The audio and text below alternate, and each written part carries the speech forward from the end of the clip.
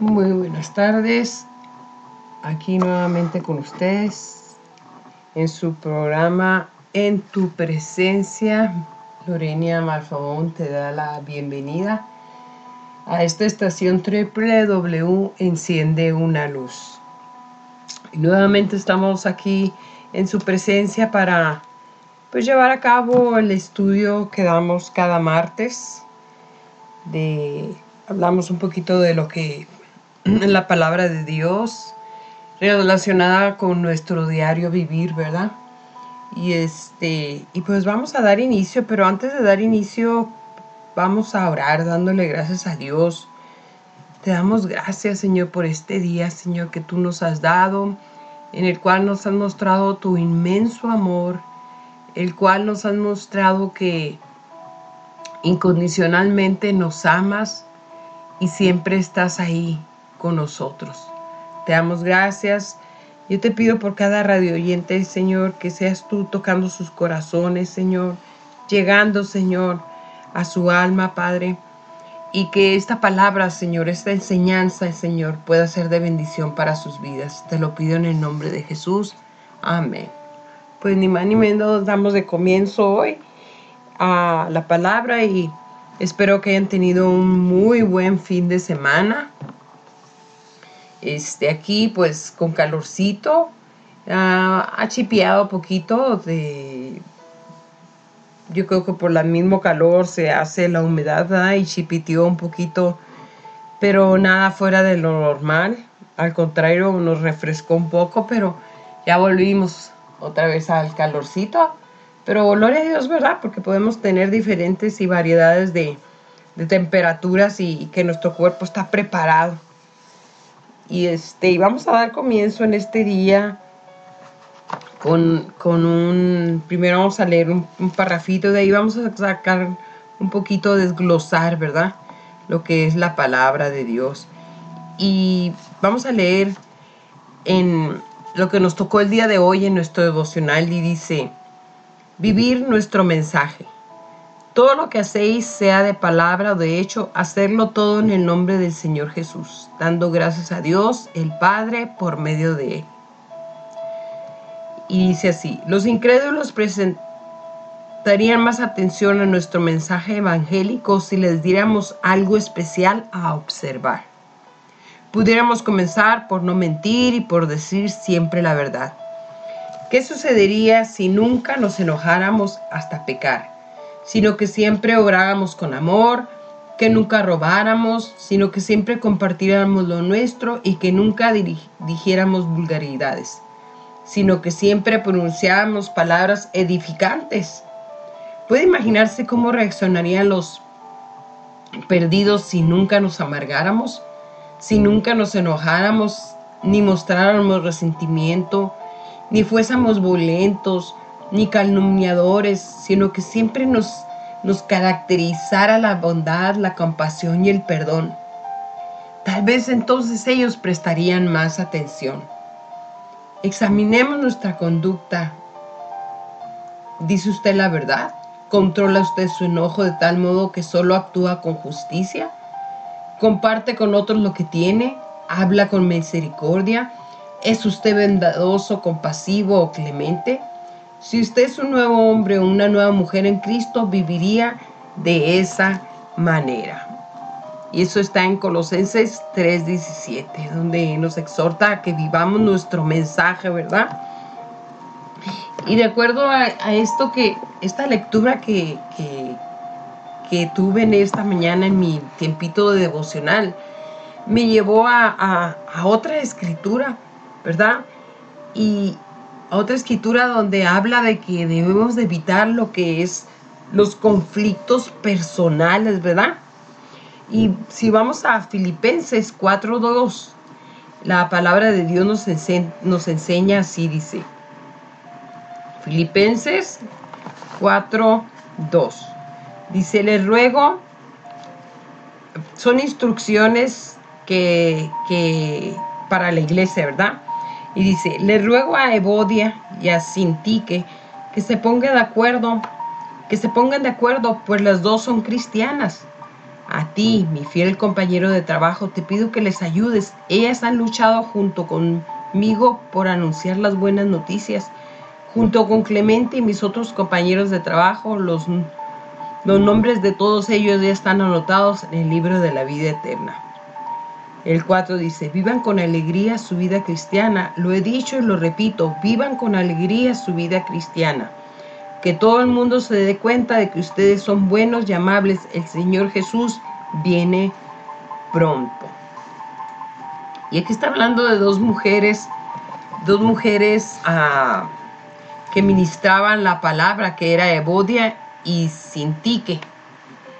Él les pide Pablo les pide que sean de un mismo sentir en el Señor.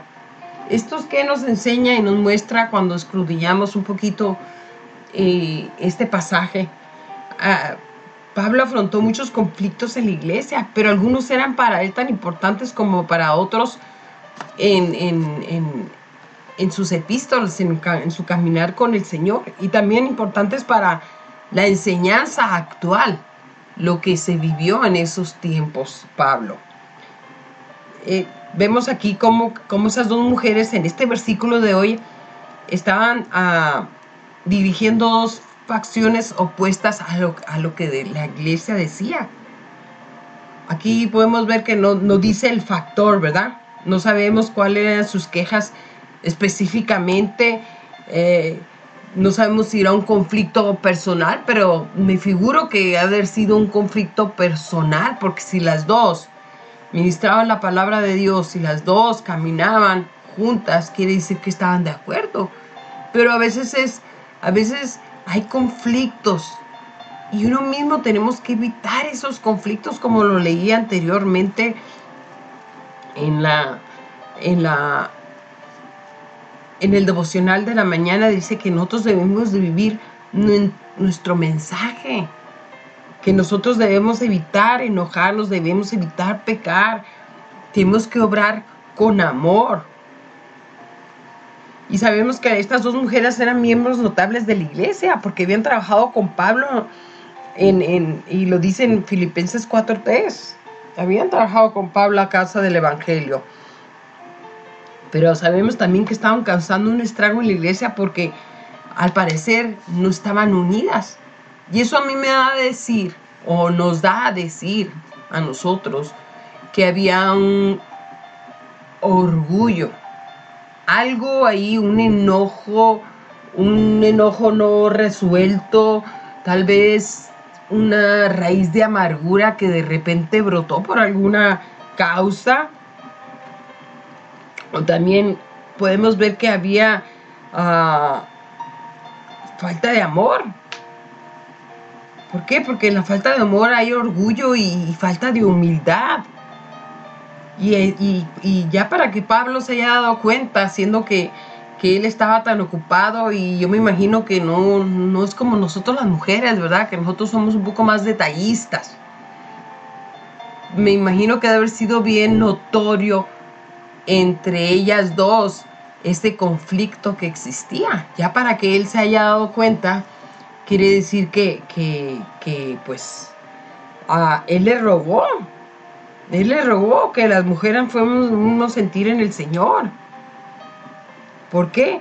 Porque cada una estaba exigiendo su propio derecho, y el derecho sobre la una y la otra. No, pues es que yo pienso así, no, pues es que yo pienso así, no, pues va a ser así como yo digo, no, pues va a ser como yo digo. Entonces ahí que se hace un conflicto, y no había humildad de la una hacia la otra, sino que el orgullo tomó lugar en su corazón, y ninguna de las dos quería menguar, a tal grado, como lo vuelvo a repetir, que Pablo se dio cuenta, ¿verdad?